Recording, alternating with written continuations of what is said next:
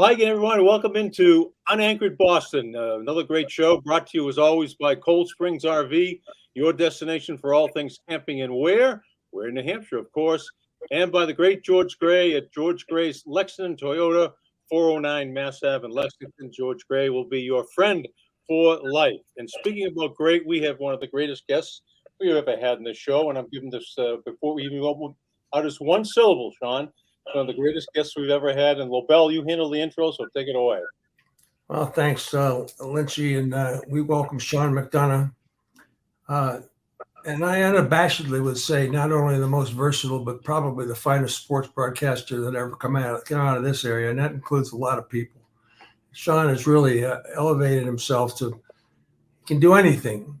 He can do tennis, he can do the Olympics, he can do basketball, he can do football, and most importantly, he can do hockey, which is, I would think, the most difficult of all for all kinds of reasons. But we'll let him weigh in on that. I'm leaving some things out, like college football and the NCAA Final Fours, and you've just done, and all the Masters, all the golf majors. Damn it, Sean, where are you?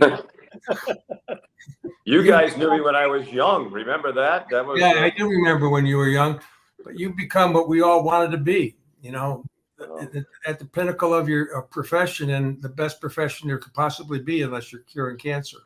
Well, there were a lot of us who grew up wanting to be the two of you. Not that I'm that much younger than you two, because I'm not. But so it's really a treat to be on here with you guys, and I appreciate that nice introduction, which obviously you read just like I wrote it out for you, which was kind of you as well. But I left out a few. I've just been lucky. You know, I knew growing up, being around my dad, that this was what I wanted to do, you know, call sporting events probably when I was 7 or 8 years old. And, you know, to have had the chance to have done all the things that you just mentioned, Bob, is really, you know, I feel blessed beyond measure. And that I'm still getting to do it is even more wonderful.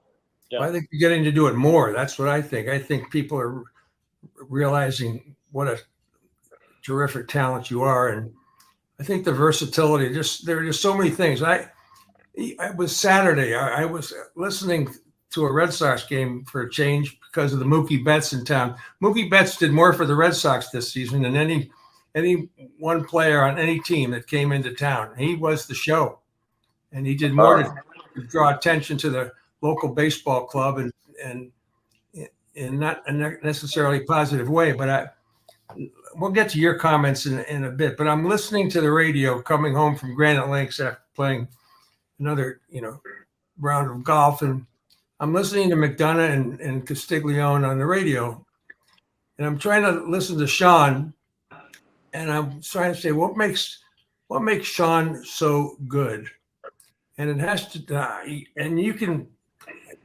may have your own secrets, Sean, and things that you might pass on, but there was a conversational aspect to it. There was, of course, the facts. You have to have facts, and you have to know where to get the facts.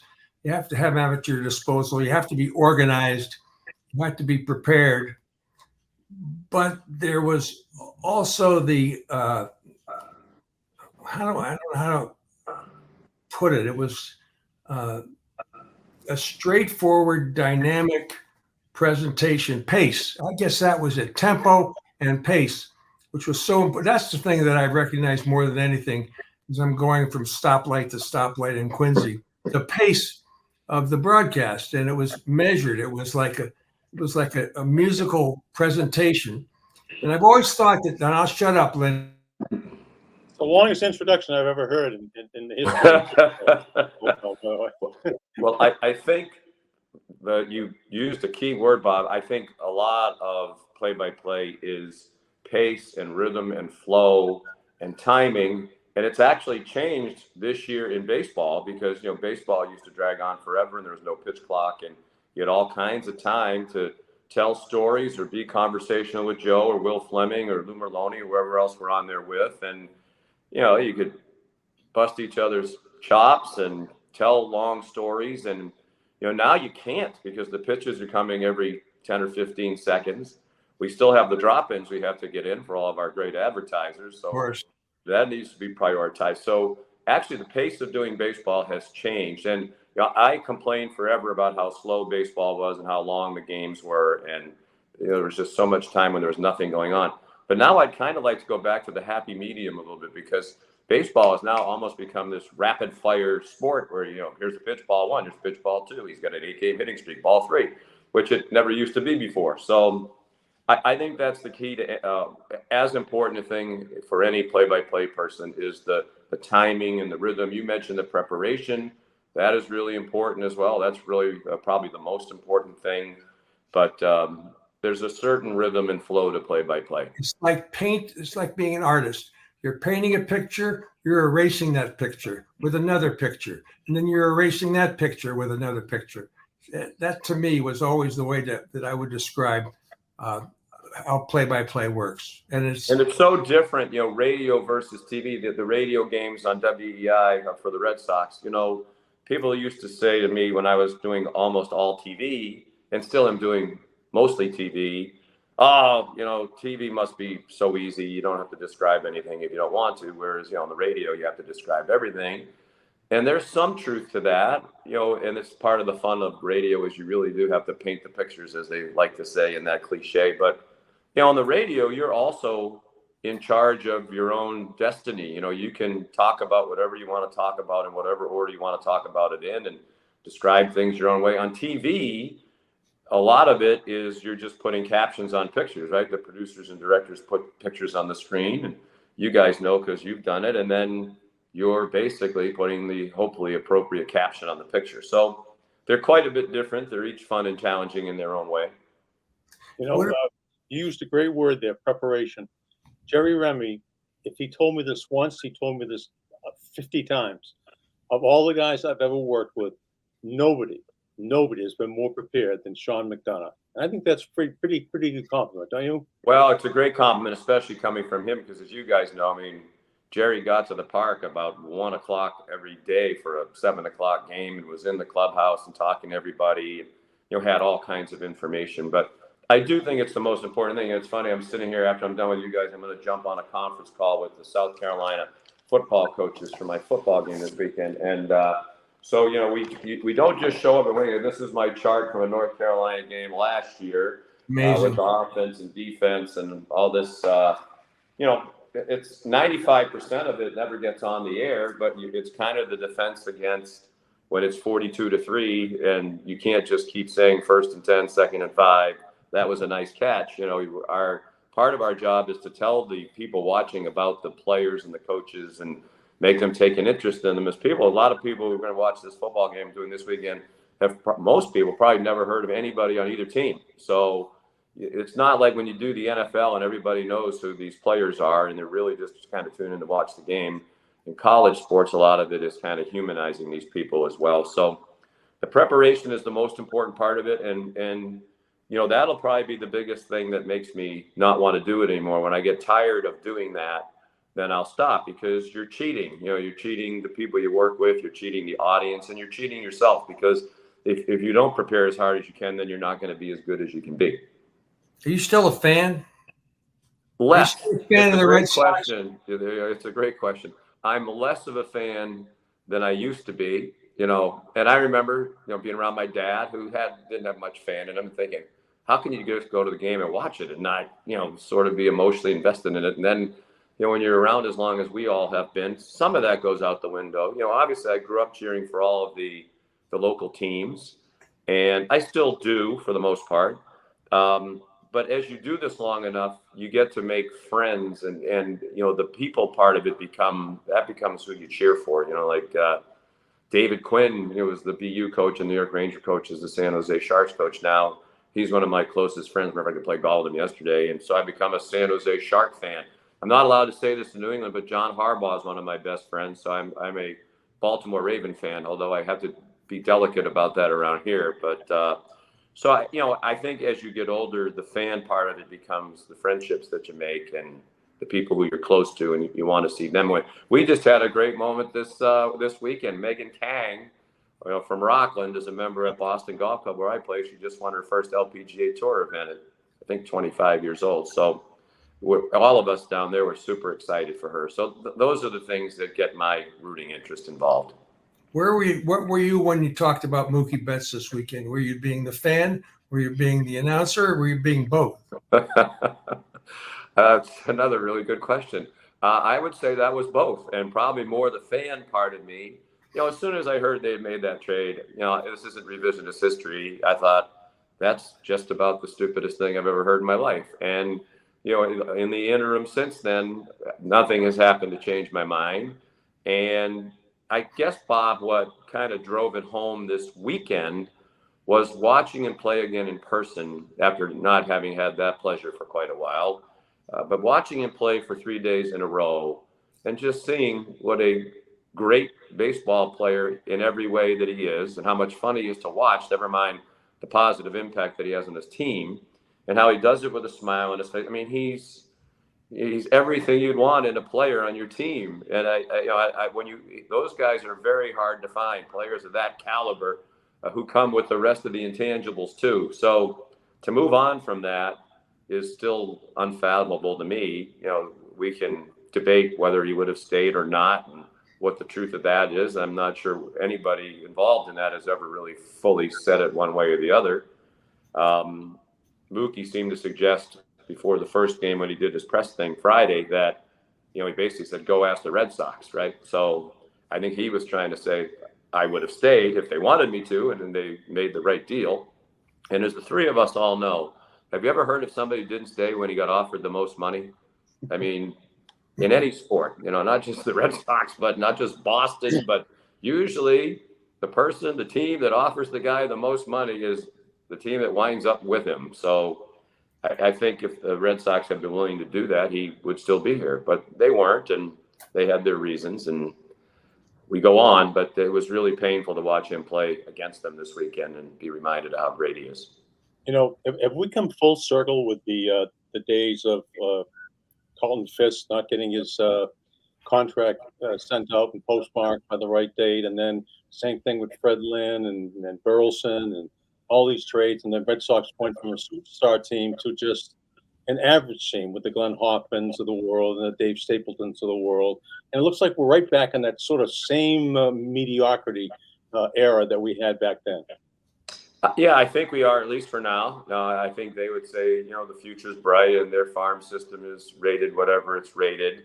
And there seem to be, in defense of the Red Sox, more and more people who think their farm system is actually pretty good, that there are prospects down there who figure to be major league players. But as we all know, that's not what we're accustomed to. We're accustomed to pay the money, go get great players now. To me, when they traded for Pedro Martinez, they gave up prospects, and people, they gave up this guy and that guy. Well, you have those guys hoping that someday they might be close to Pedro Martinez. He is Pedro Martinez. You know what he's going to be. I mean, he's Pedro Martinez. So, I'd rather have the known than the unknown myself. So I've never been that much of a believer in, we'll lean on the farm system and wait for these guys to get here, because a high percentage of the time these guys never turn out to be as good as you hope they're going to be or think they might be. I think one of the things that Lynchy and I had a luxury of being more of a fan at the anchor desk than we would have been as a play-by-play person. It's just not a lot of neutrality when you're sitting at the anchor desk. You're not a news person. You're a sportscaster. Right. A job that's fading into the sunset, by the way, as we all know. But I think the fact Red Sox fans have a love-hate relationship with this team. And it's the love-hate combination that makes it so compelling. I mean, you can't just all love something or hate it all, because that'll disappear. It's the love-hate thing that keeps everybody involved. I know that's a weird concept, but I really think there's a lot to that. That's the only way I can deal with being a Red Sox fan, is not being disappointed when they lose. Expect them to lose. Expect them to lose. Well, that's all right, but everybody's got to deal with it in their own way. Yeah, I guess so. And, I get credit, I guess, for being candid or whatever. But to your earlier question, there is still the fan part. I mean, I think people know when they watch or listen to the game, I want the Red Sox to win. I really do. I think people can still hear that and understand that, even as maybe you're saying something that's a little bit critical, like the stuff about Mookie last weekend. But It Yeah, wasn't it's been an critical. interesting team to watch because they've teased us a few times this year where they go on these little winning stretches and you think, okay, maybe this is it. But the defense is so bad and the pitching is so inconsistent and not healthy, which has to do with the inconsistency. They're never going to sustain long stretches of winning. And to Lynch's point, it's a mediocre team. I don't think they've underachieved or overachieved. I think when you look at the record and you look at the roster, as Bill Parcells used to say, you are what your record says you are. And I think their record is a pretty good reflection of the talent on the roster. Fenway Park, it's almost the Red Sox get such good attendance because there's still a tourist attraction. Will that fade away if mediocrity continues to run rampant every single year? I mean, I don't care if they could be playing Quincy Little League and they're still going to draw 35,000 people. Yeah, although not always. We've had a couple of games, and it's shocking when you're used to sellouts year after year after year. We had a couple of games this year where we gave the attendance, and it was 31,900 and something. Now, I think in the middle of the summer when the tourists are really here in town, you're going to be sold out or close to it just about every night because it is a tourist attraction, and people who come from out of town. We have a million wonderful things in the city to see, but Fenway Park is one of those things that people want to visit. So, yeah, I do think that'll continue to happen. And, we have so many people from out of town, students and people who moved here to work that, the Dodgers the other day, they had thousands of fans there. I wouldn't even want to guess, but it was audible and noticeable. But I'm hoping this mediocrity isn't here to stay, that they'll go back to being more of a contender than they are right now. But I don't know. Based on the current direction, I think they're going to have to make a decision on Chaim Bloom and whether or not they really believe that, that he's helping to lead them in the right direction. Sean, in our age group, there have been a lot of great announcers through this run in the last couple of decades. I mean, Musburger, Gowdy. Is there one guy that you would have liked to have been like or emulate? Was it Vince Scully or was it a combination? Don Emmerich? Yeah. Is there a better announcer than Don Emmerich? No. And that's one of the hard things when I basically replaced him, even though it's different networks. Doc had been the lead voice of the NHL on national TV for a couple of decades. So impossible shoes to fill. But that happens right when you get an opportunity at that level, because I remember when CBS hired me to do the World Series in 1992, and I replaced Jack Buck. And if you had asked me that question then, and you said, who do you like? Jack Buck is as great as there is. Right. To me, one of the things we talk a little bit about the preparation part and the pacing and the rhythm and just kind of having a natural instinctive flow for play-by-play. But one of the other things to me that is a stamp of greatness, and Jack Buck had it as much as anybody, was, how do you do in the big moment? Because it happens live and you don't get a chance to do it over again. And when, I don't believe what I just saw, and stuff like that. And if you looked at his career, and I actually said this to his son, Joe, who's become a good friend, his dad just nailed it. His dad was lucky to have a lot of big moments, and we'll see you tomorrow night when the ball went out of the Metrodome, So, I when I replaced Jack Buck, part of me was, I wanted to say to CBS, I didn't want to cost myself a job, but like, really? I'm replacing Jack Buck? I mean, come on. So it's kind of the way I felt with Doc Emmerich. So, but when you get to an opportunity at that level, your predecessor should have been somebody good, or they shouldn't, or great, because they shouldn't have had that opportunity if they weren't and wouldn't have had it. So that's one of the biggest compliments when you get an opportunity. When I started doing Monday Night Football, I was the fifth person who had ever done Monday Night Football in 47 years as play-by-play. And the other people were Keith Jackson, Frank Gifford, Al Michaels, and Mike Tirico. So you're like, gosh, and I probably proved I didn't belong in that group, but it was nice to be in that group for a few years. So, it's, and to go back to your question, Bob, when I was a kid, when we were kids, Kurt Gowdy did every big game, right? I mean, that was the guy kind of on the national level that you wanted to be, because he did every Super Bowl, World Series, Rose Bowl, and every other big game. But back then there were how many networks, right? And, I think he was at NBC for most of that, and they had all that stuff. Now there are many more networks with ESPN and Fox, and these events are way spread out. So, we just had Joe Buck to my charity golf tournament a couple of weeks ago, and I don't know if anybody will ever do it. He did it. He did 24 World Series and 6 Super Bowls. There's nobody coming after him that's going to do that. He'll do more Super Bowls now for ABC and ESPN. So Dick Enberg, I loved when I was a kid. Didn't make it about himself. Great storyteller. It always just felt like a big game. And then growing up around here, I was so blessed. I think we all were, that we had so many great broadcasters that I grew up listening to and, really trying to emulate. The Ned Martins and Ken Colemans and Fred Cusicks and Bob Wilsons and Johnny Most. You can't emulate Johnny Most. You can imitate Johnny Most, but, he was unique. No one was going to be able to beat Johnny Most. But, I was really like Gil Santos is another, I don't want to, Mike Gorman. We had some of the all-time great broadcasters in all of the sports here. What, of all the sports you've done, which is the toughest to broadcast?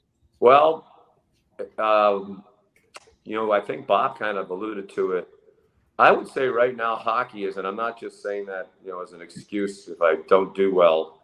and the reason is, most of these booths now are dangling from the ceiling of these gigantic arenas. So you would think, my friends always think, oh, you must be right down there. We all remember the old Boston Garden when the hockey broadcast booth was in the front row of the balcony, and it was perfect. I mean, you could, other than being a little uncomfortable, and the people and the on cameras behind you, making faces and trying to get on camera. But it was, you were so close to the ice, you could see everything. You could hear things. You could hear the players talking to each other. You could hear the linesman telling the guy, to knock it off with his stick before he dropped the puck on a face-off.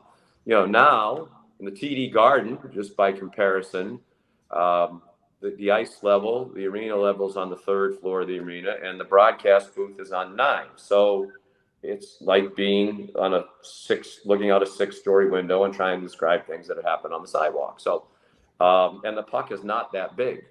Doc Emmerich, who Bob's referenced a few times, he had a phrase when the puck was around the net. He said, and it did not go, which means I don't know what happened, but it didn't wind up in the net. I don't know if he missed the net.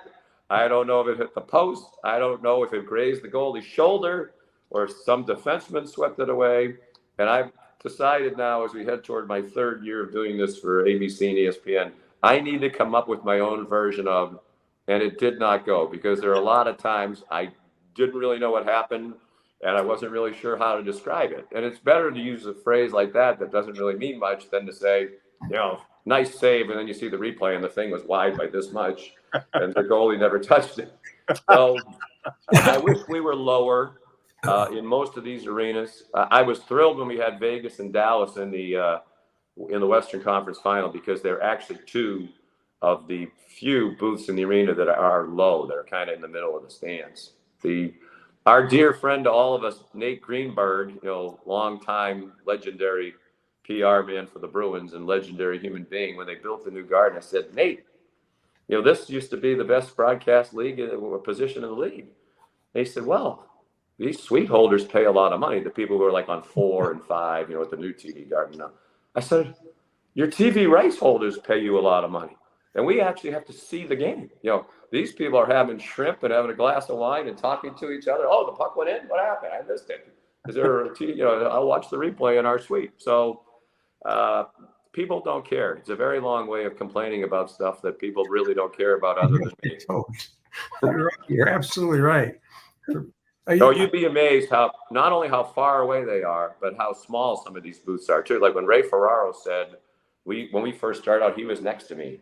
And the booth in the TD Garden is maybe wide enough for 3 people to stand shoulder to shoulder, never mind when you have notes and stuff.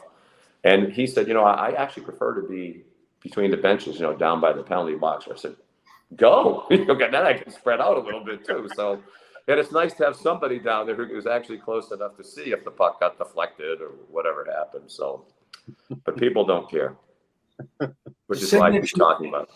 You talked about announcers being able to meet the moment, to be able to do the moment in legendary fashion. I don't believe that happened, or I don't, Bobby Thompson's home run, or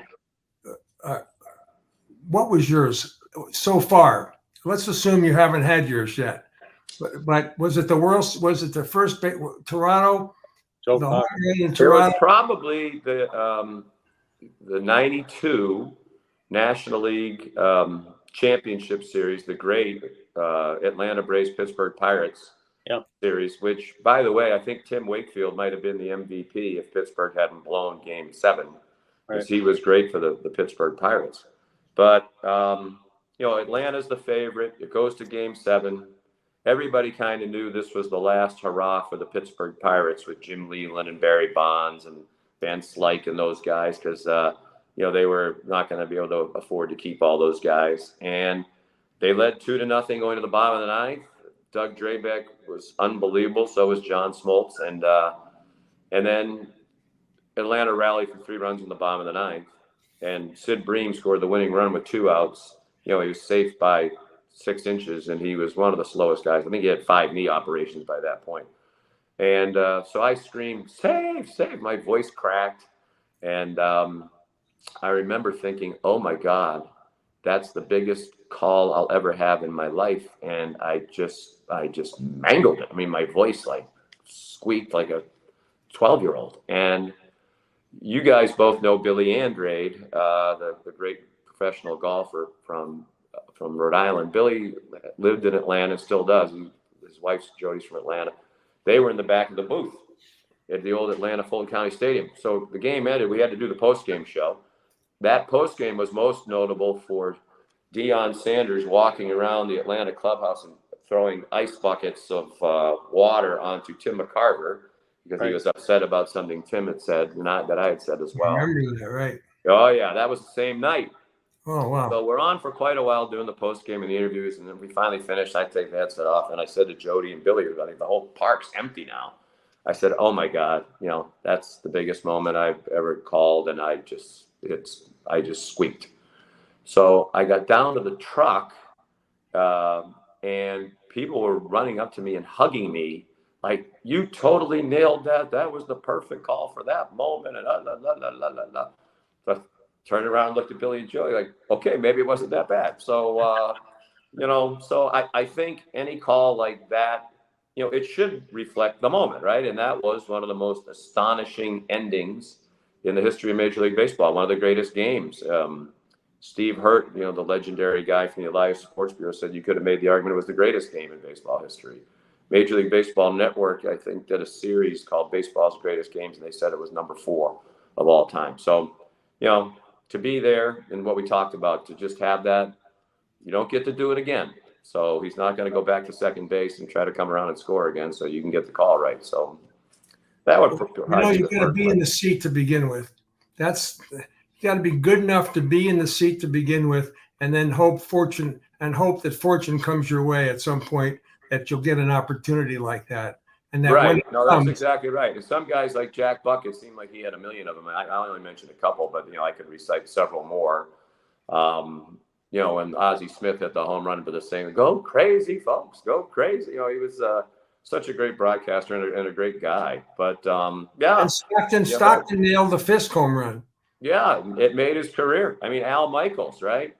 Yeah. He was a young up-and-coming guy. I mean, that's probably the greatest in-the-moment call of all time. He was true. To go back to what we're talking about, putting captions on pictures, there's nothing that he could have said that would have been better than that. You believe in miracles. His career, so. He did it twice. He did it in the gold medal game, and he did it in the Russian game. He had great you believe in miracles, and then this impossible dream comes true. Yeah, no, he just nailed it every time. And what I like too is, it wasn't scripted. Sometimes I think when you're doing a championship game, well, this team or that team is going to win tonight, and I'm going to say something. And I didn't script it, but when Toronto won the first World Series, the 2 years that I did the World Series in '92 and '93, Toronto won both of them. And 92 was the first one. It was the first Canadian team that ever won. And I said something like, for the first time ever, the World Championship banner is going to fly north of the border. And I tried to say it like it. I hadn't thought about it, but I had. And when I listened to the tape, I'm still like, oh, that sounded rehearsed. Don't do that again. You always criticize yourself more than anybody. I think we all probably do, right? I think we all probably do. I just decided no matter what, I'm not going to do it. And then, Lynch, you referenced the Joe Carter home run, which was the next year in Game 6.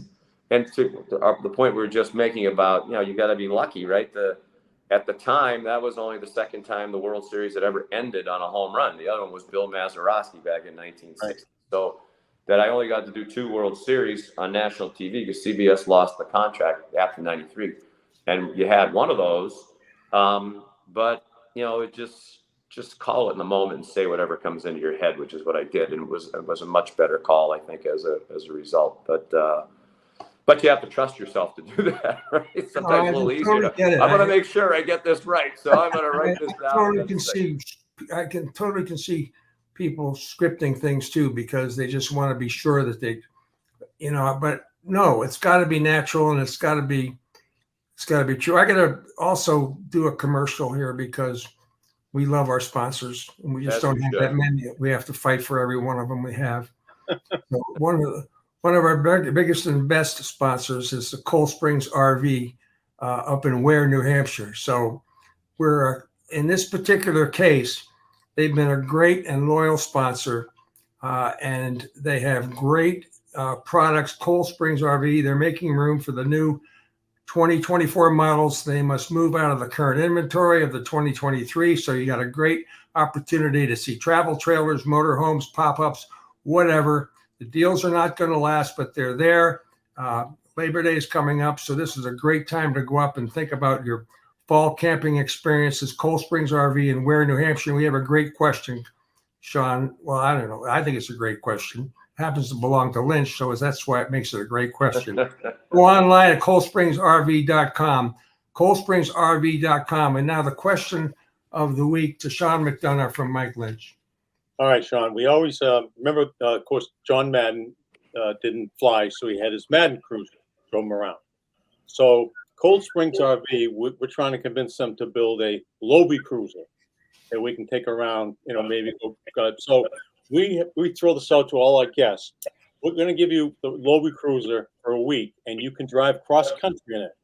But you will have to invite somebody, past, present, can be a sports figure, a news figure, an entertainer, somebody to ride shotgun with you, somebody you'd like to ride cross country with in the Cold Springs RV and talk to for an entire week. Who would it be? Oh, wow. Well, if I could have my dad back, that would be the easy answer. Great answer. Great one. Yeah. I mean, does it have to be somebody living? No, it does not. Oh, that would be the easy one. Yeah, my dad's been gone 20 years, and he was blessed to be a friend of both of you, and have the utmost respect for both of you guys personally and professionally. And I miss him every day. I was just on the Ness and Jimmy Fun radio telethon and talking about Jerry Remy and how much we miss him. And so he'd be another one. I've been blessed to work with a lot of really fascinating people. Like I don't know how big college basketball fans you are, but Bill Raftery is a pretty fun guy to travel around the country with. Yep. We probably hit a few spots along the way, but yeah, I mean, we've all three of us have just been so blessed in this life that we've been fortunate enough to lead professionally and personally. You meet so many fascinating people. It would be hard to choose, but my dad would be an easy choice for me. That's a great choice. And speaking of your dad, when you were a kid, I'm sure you tagged along with him to so many different events. Was there one person you were introduced to that just blew you away and said, wow, I can't believe I just shook hands with so-and-so? Yeah, it happened all the time, Lynchy. I think my dad kind of got a kick out of it. When we were kids, I mean, we were all huge sports fans. And my dad would know when he was expecting a call from Pete Rozelle or Red Auerbach or somebody. So one time we were raking leaves and he had the front door of the house open, and he said, when the phone rings, you run in and answer and be very polite and ask who's calling, please. Well, he knew Johnny Unitas was going to call him. So was Johnny Unitas. So, but in person, my dad introduced me to George Hallis, and he just had the aura. He was, older, but he just exuded everything. He was George Hallis. It was like, oh my God. Yeah. So, but there are a lot of moments like that. Just growing up around him and meeting all the legendary Boston people, and it happened all the time. So it'd be hard to choose. But I remember George Hallis because he told me it was nice to meet me, and then he told me I had mustard on my pants. we were in the press box at Soldier Field, and I had had a hot dog and apparently missed the mark a little bit with the mustard. So a little embarrassing. So I remember it all these years later. So it was pretty embarrassing.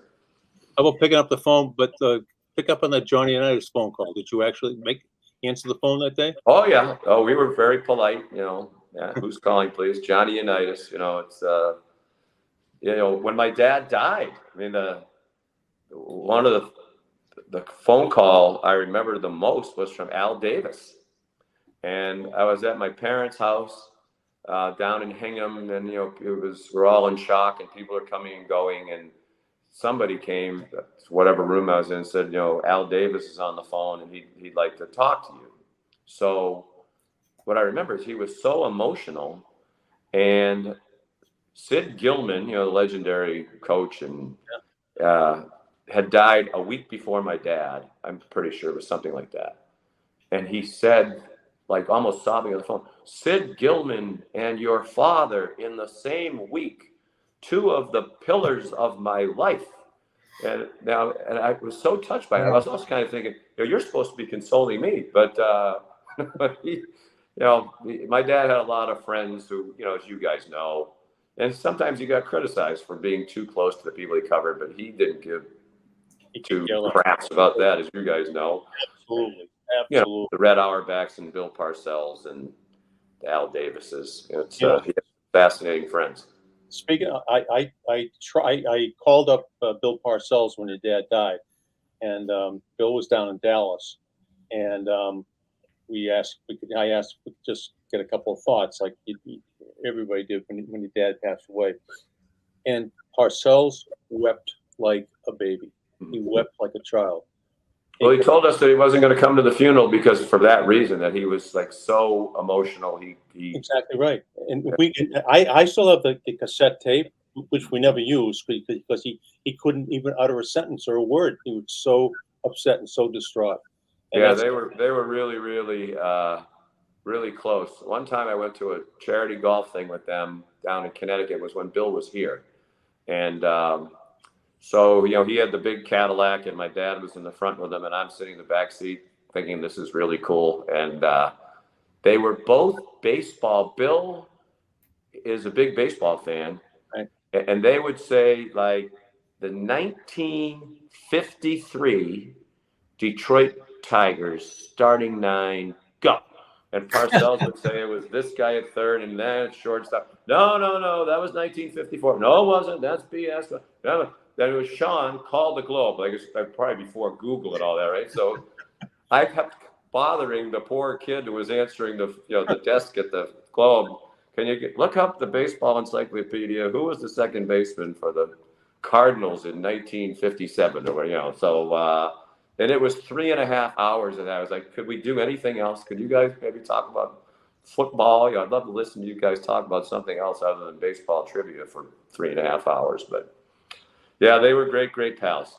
Yeah, I remember your dad was the first one that took the NFL Today show out of the studio and did look live interviews. And I remember your dad had a cup of coffee, and Parcells might have had one, and they were walking around Giants Stadium. It had to be, probably 8 o'clock in the morning for a 1 o'clock game.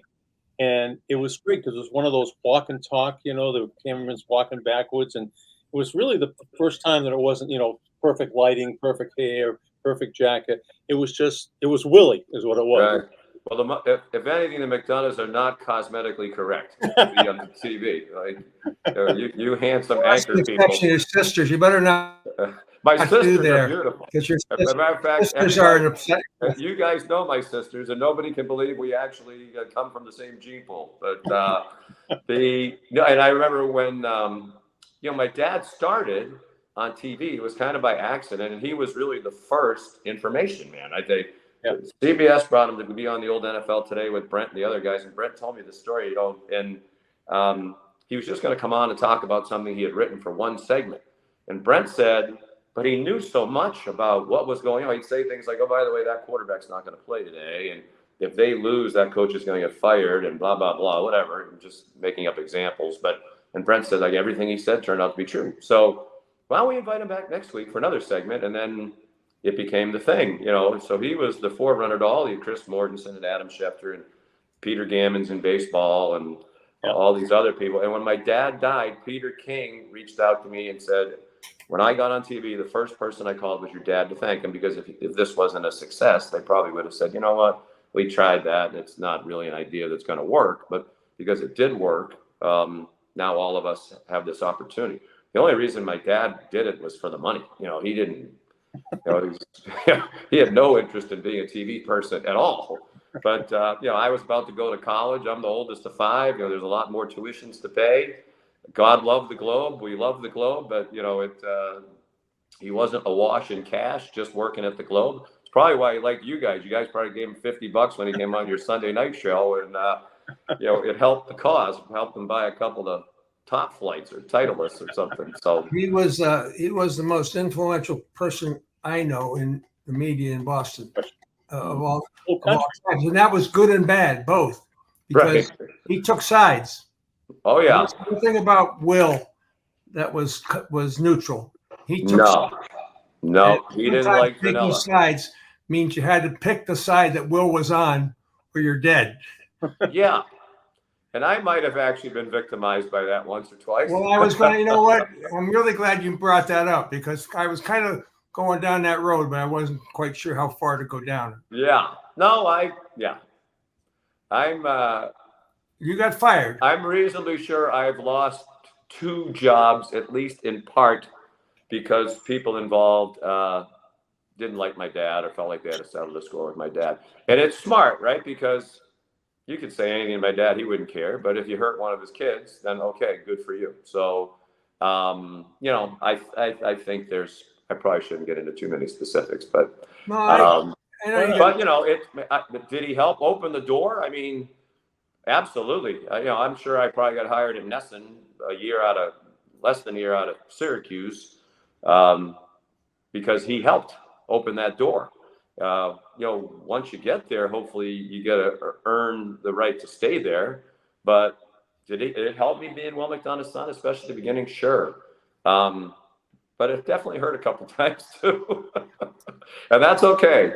All the things in my life, my family, I would never have traded. You guys know how I feel about my dad, and I've already said it several times on this. But I wouldn't trade it for anything. But it was an interesting life. There's a couple times with Red Sox players when I was doing the games would give me a hard time in the clubhouse about something my father wrote, and I'd like, guys, really, I can get you his phone number if you want. I have nothing to do with that.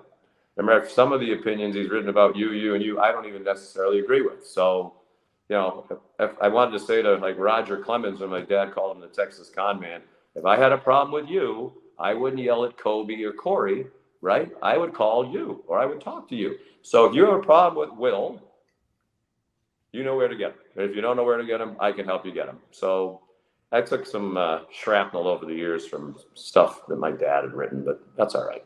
Raymond Claiborne. Yeah. I was there. Were you there, Bob, when they had the fight in the locker? September of 1979. I was not in the locker room at that then. I was not there then. Willie decked him. I'm going to tell you, Willie knocked him out cold. It was like a barroom fight. One punch, gone, right in the jaw. Well, it was we used to go to all the games back in that was in the old stadium, right? And kids today have no idea that for a long, long time, the Patriots, if they weren't the worst team in the league, were one of the worst. And we talk about being a fan. Back in those days, I was a big fan. I remember, being disconsolate on the ride home when the Patriots lost again, and now they're 3-11 or something. But So we were waiting for my dad, which we used to do all the time. Outside that little building that was in the end zone where the locker rooms were, or whatever, the parking lot was right there. We were waiting, and my dad didn't waste a lot of time. Usually, he went down there to get a few quotes, and which he didn't even write down. He just would remember them, and nobody ever complained about them. Just quoted. So, as he said, if I messed it up, usually I make them sound smarter than they actually are. So, but so it's taken a while, and then a security guard came out to us like, "Are you the McDonough kids?" "Yes." "Oh, there's been a little incident or whatever."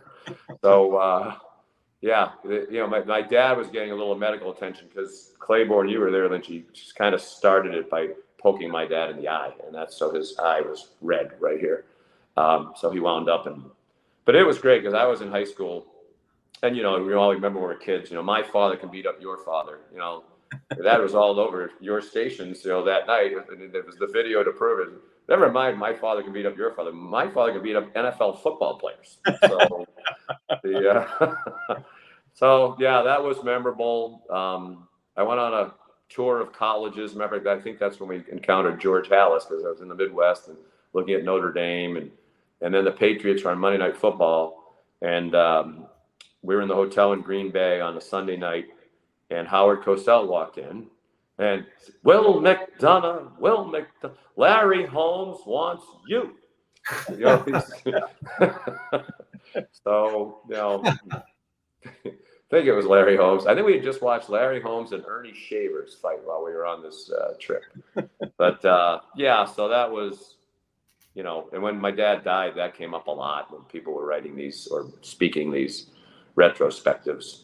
He and Claiborne actually, I think, from stories I've been told, kind of became friends later, patched it up. And a few people, Sean, realize that your dad was Billy Bulger's campaign manager in Southie, his first campaign manager before the Senate president became the Senate president, as he worked his way up through the legislature. Yeah, apparently my dad's greatest contribution was having friends of his go around and take down the signs from other people who were running. Which I guess as a novice campaign manager is probably, it could be a strategy. But yeah, he and Senator Bulger were lifelong great pals. Don't remember, I remember your dad's funeral, and this is. Yeah, Billy collapsed. And of course the joke was that Billy saw Whitey out of the. There's some people who still believe that, Bob. Yeah, there are some people who still believe Whitey was there. Yes. Can you confirm? And I have heard compelling arguments on both sides. Can you compel? When I first heard it, I thought that is the biggest bunch of. There's no chance, right? I mean, as you know, there were, it was being televised on NECN, I think.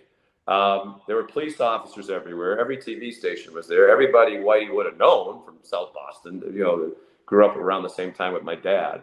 So, but my aunt, Peggy, was my dad. My dad was youngest of 9. She was the one just older than him. She was 100% convinced that Whitey was there and that Billy saw him.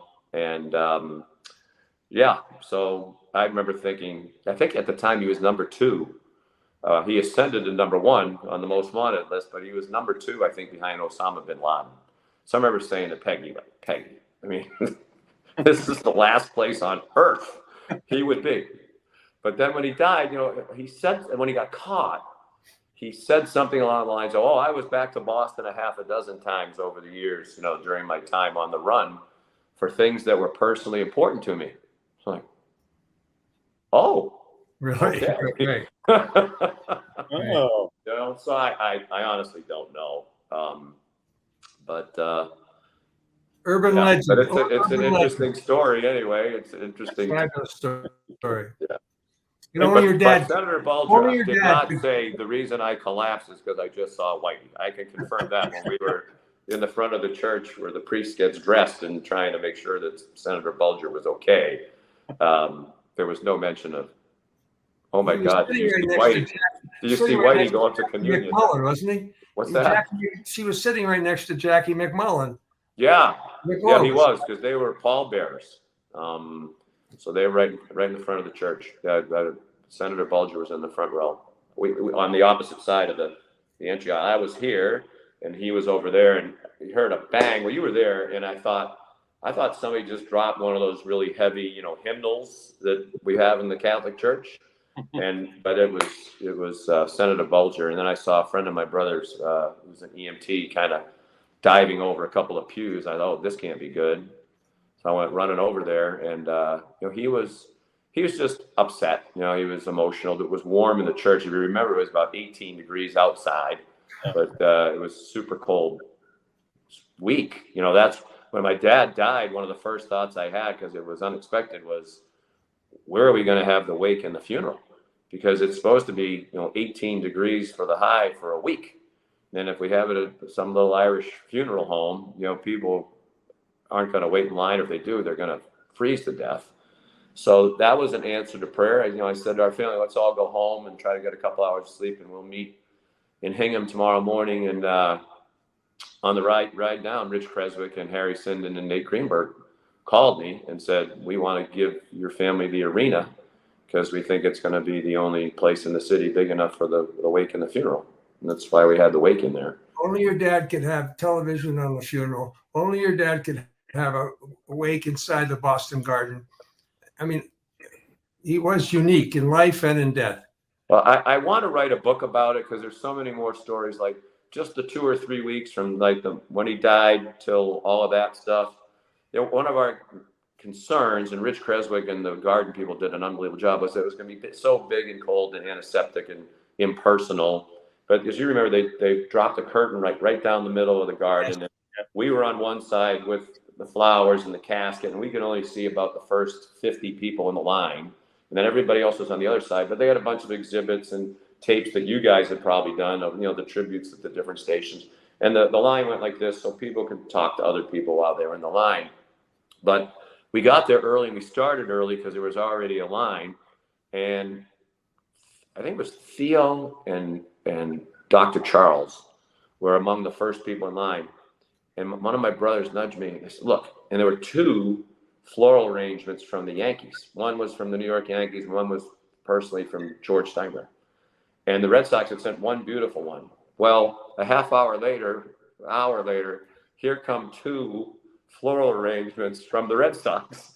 So now they're beating the Yankees 3-2. So I thought, this is pretty cool that the rivalry even extends to who can send the most floral arrangements to Will's funeral or Will's wake. Oh. Wow. Hey, let me get a quick little spot in here for a big fan of your dad's, George Gray. And if you're thinking about a new vehicle, go where Lobel and Lynchy go. Go see our friend George Gray at George Gray's Lexington Toyota. We've been customers for years because we know that George Gray is going to treat you right. We're a family-owned and operated dealership that we trust, and you can trust as well. Go see the great George Gray at Lexington Toyota, 409 Mass Ave in Lexington. And George Gray was a big, and still is a big fan of yours, Sean. He's a big fan of your dad's, and we're so happy that he's one of our sponsors. That funeral and that wake, something I will never ever forget, and anybody else who was a part of it will never ever forget. And yeah, as you said, I didn't know the flower story, but I remember the curtain halfway through, and it's kind of like, no disrespect, but kind of like walking to a line in Disney World, Yeah. Well, there were so many unbelievable stories, and what I liked was it was, the governor and Robert Kraft and somebody else, and then here came, 6 guys who just staggered out of the bar across the street on Causeway Street, and all of it was touching and meaningful. And my dad would have loved that part of it, right? There was just this collection of everybody, and it was a fascinating day, and learned a lot of. I always knew, I think one of the reasons so many people want to be there because my dad did so many things for other people, and most of which never were publicized. And the Charlestown High School basketball team came through the curtain, and they had on jackets. And my dad had written weeks before, or a year before maybe, Charlestown High, they won the state tournament, but too bad they didn't even have a bank or jackets, whatever. And this is roughly 20 years later, I think, accurate. But anyway, So the week, the next weekend is Saturday Notes thing. I want to thank our loyal viewers. The headmaster and the coach tell me that people sent money and these kids are getting jackets. So now here come the kids with the jackets on through the curtain. So again, my brothers and I are nudging each other. We all know. And then, so when they got to the front, they said to us, we didn't have to tell the kids they're getting on the bus and going in this or waiting in line. They wanted to do this. And what your dad didn't write was he had sent enough money that if nobody else sent a nickel, they would have had jackets. So, that's who he was. Yep. And we miss him. Yep, absolutely. Sean, I think he would have been extremely proud of what you've accomplished. Well, I appreciate that. I mean, don't you believe that? I mean, you have to. I do. I hope so. I hope he'd be more proud of me as a person because that's what he cared about more than anything else. And I still live my life every day trying to make him proud. So I appreciate that, Bob. I really do. And I really believe it. I really believe it. And I have my own. Well, never mind. My own special memories. I know you do. You guys had a lot of fun together, and as I said, he greatly appreciated. I think what he didn't like phonies, right? And he knew that both of you guys were sincere, legitimate, true to yourself guys. You weren't putting on airs, and you weren't, despite both of your incredible popularity, which unfortunately will never happen again, as you said earlier, Bob, for somebody who does like the local news, the sports on the news, because it almost doesn't exist anymore. But it doesn't, because everybody knows what the story is long before they get to it. Yeah.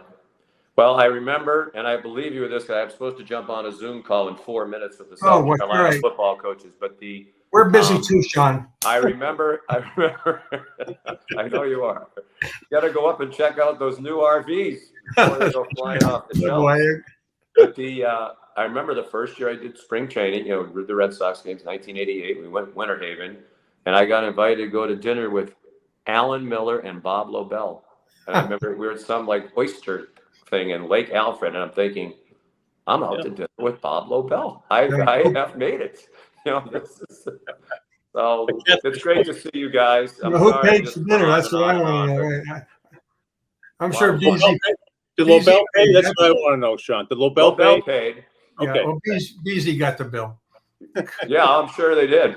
And he still did the 11 o'clock sports from the pool, which I thought was really, I don't know who wrote the script, but somebody did. All right, Sean, thanks so much. You were great as always. Thanks for having me. Love to have you. Thanks, Sean. You got it. My pleasure, guys. Bye-bye.